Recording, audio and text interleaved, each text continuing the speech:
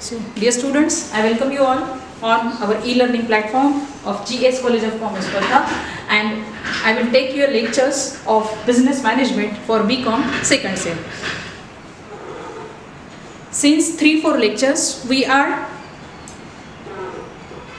describing what is the meaning of management, how the word management has been an important and essential part of every organization, every business.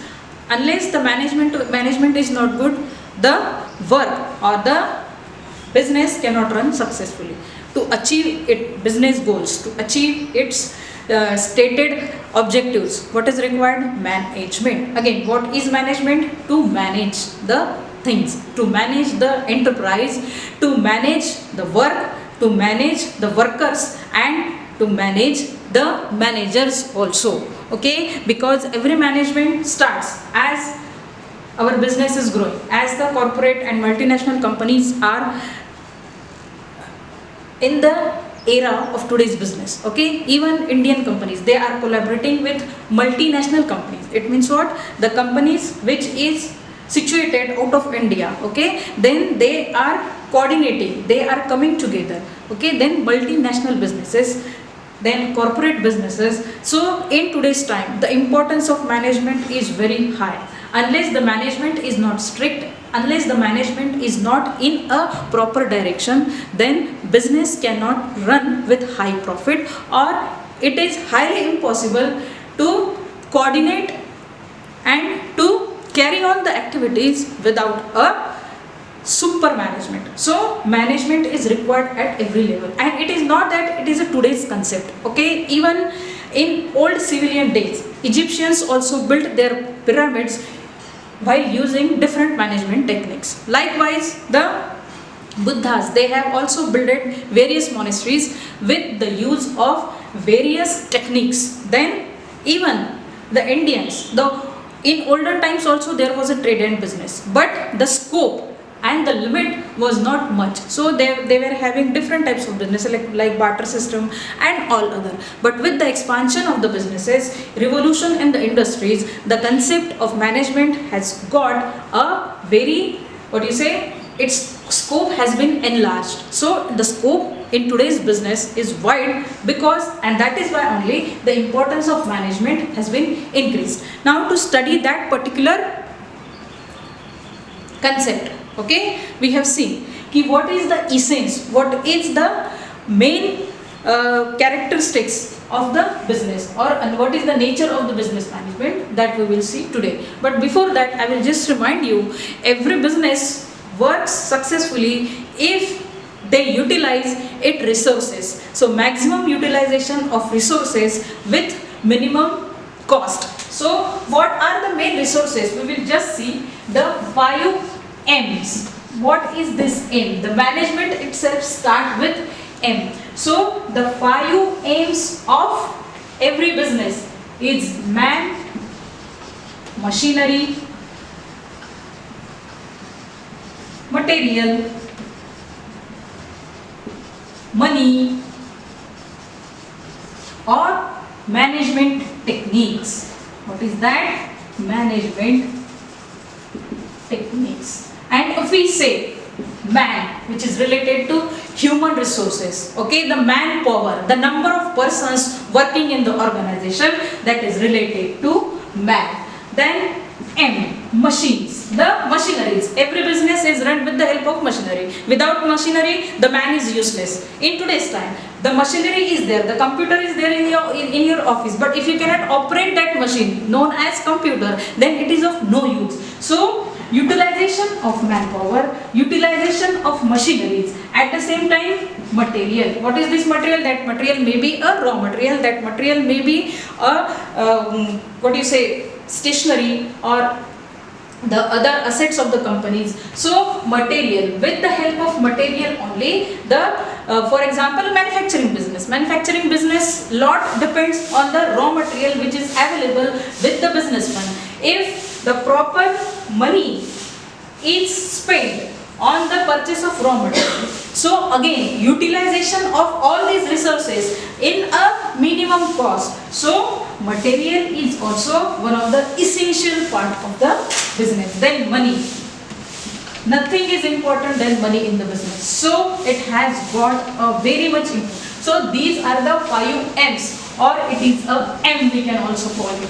The M. So without which the businessman or the management cannot take or cannot go ahead. So these are the 5 M's of every business. Money, we have seen. Money is essential. Money is required at every stage. Okay. To reach the office in time, also you require money.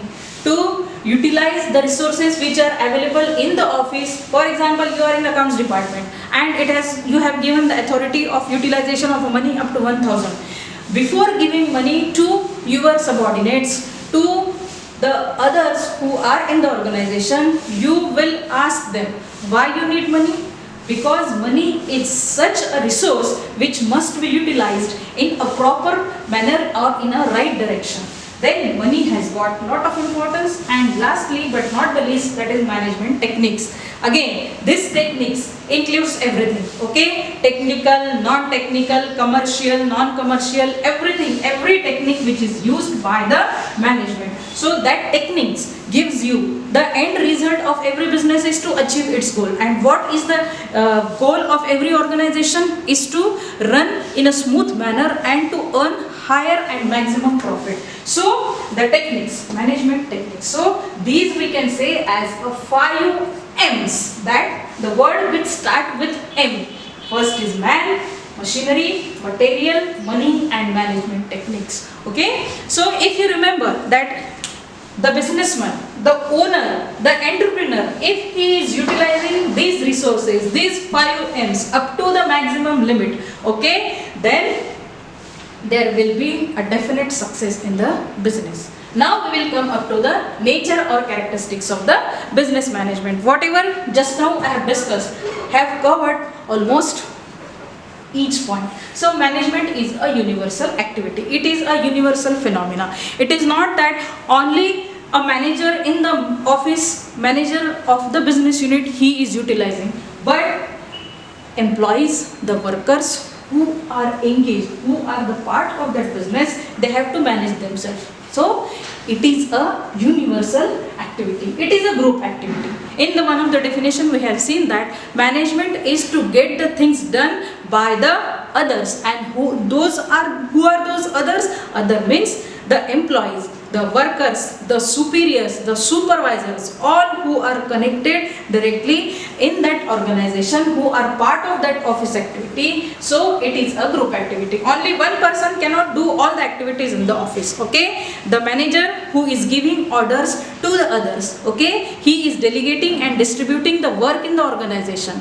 They are handing over the job to the supervisor. Supervisor will give it to the worker, and again the process, okay, it is like a give and take process. So it is not a single man activity, but it is a group activity. What is called, if you are together, then you can give better results. And if a single person do the activity, then it will also consume more time and the result will not be there within a stipulated or a minimum time. So it is a group activity. So management is a system of authority. Okay, without authority, the manager or the person who is on a higher level, he cannot work, because if he has certain authorities, authority of spending the money, authority of giving the orders to the other people who are in the particular levels in the management. So system of authority, only delegation and distribution of the work is not necessary, but the authority must be there to the manager who is giving the jobs, who is circulating the work to the others. So authority is equally important. Okay, it is only said to the accounts department person that spend this money, a particular 1,000 money on these expenses, but if he is not having that authority to give the money to the other, then what is the use? Only distributing and delegating the work is not sufficient or necessary, but authority also must be there. So distribution and delegation along with the authority. Then management involves decision making. Obviously, decision making is very obvious, because without decision making, and who is taking the decisions? Everyone in the organization, they are related with the decisions, but the only thing is the decisions which are given by the higher authorities, by the management, by the supervisors, they must be followed, or they must be accepted by the other employees who are in the organization. Who is handling the work mainly? For example, the manager is mainly responsible for the work, but who is doing that work? The manager sending the instructions, delegating the work to the supervisor, and again supervisor is giving the, or channelizing, distributing the work to the other people in the organization, say the workers or the laborers. So decision making is also an important part, or it is a necessary characteristics of the business management. It implies good leadership. Every manager must be a good leader. And leadership, what is that leadership? To take a lead in the organization, it is a skill. Okay, if the work is going in a correct direction, in a right direction, it has to be observed by the manager or by the main person who is responsible. So taking lead, okay, to handle the group, then to get the things done by the workers, for that you need the leadership qualities. And if the manager is good leader, then definitely the business will achieve its goal and it will earn maximum profit. So utilization of the available resources with the minimum cost, it needs, or it requires a good leadership qualities. Then dynamic and not static. Management is dynamic. Okay, every time there are changes as the business is growing, business is developing. Okay, the enhancing business, it requires to adopt the changes. So it should not be stagnant, it should not be static, but at the same time it should be dynamic. Whatever the new policies, whatever the new norms which are introduced by the government, so the management, the employees, the workers who are in the organization, they must be up to the mark. They must adopt the changes which are taking place in the organization. So it is called, it is dynamic and not static. It is goal oriented. Every business has its goal. To achieve its stated goal, to achieve its business objectives, that is the main characteristics of business management. Then different levels of management. We have discussed earlier also.